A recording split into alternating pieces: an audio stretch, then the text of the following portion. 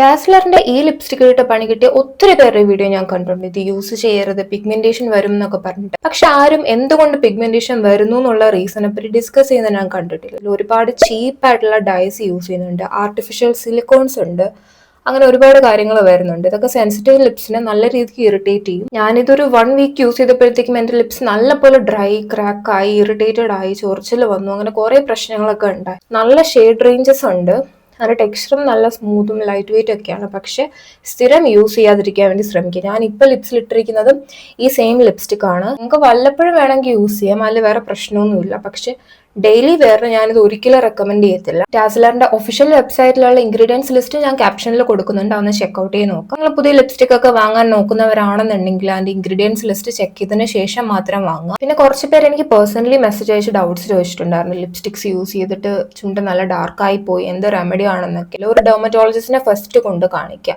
ഇല്ല ചെറിയ രീതിക്കുള്ള പിഗ്മെന്റേഷൻ മാത്രമേ വന്നിട്ടുള്ളൂ എന്നുണ്ടെങ്കിൽ ലിപ് ബാം വിത്ത് SPF പകല് വെയർ ചെയ്യുക, നൈറ്റ് അതുപോലെ ഒരു റിപ്പയറിംഗ് ലിപ് ബാം അല്ലെങ്കിൽ ലിപ് മാസ്ക് യൂസ് ചെയ്യുക.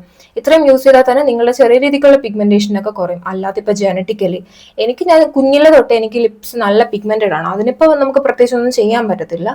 അല്ലാതെ വരുന്ന പിഗ്മെന്റേഷൻ, അതായത് ലിപ്സ്റ്റിക് ഇട്ടിട്ടോ വെയിൽ കൊണ്ടിട്ടോ ഒക്കെ വരുന്ന പിഗ്മെന്റേഷൻ ആണെന്നുണ്ടെങ്കിൽ നമുക്ക് റിവേഴ്സ് ചെയ്യാൻ പറ്റും.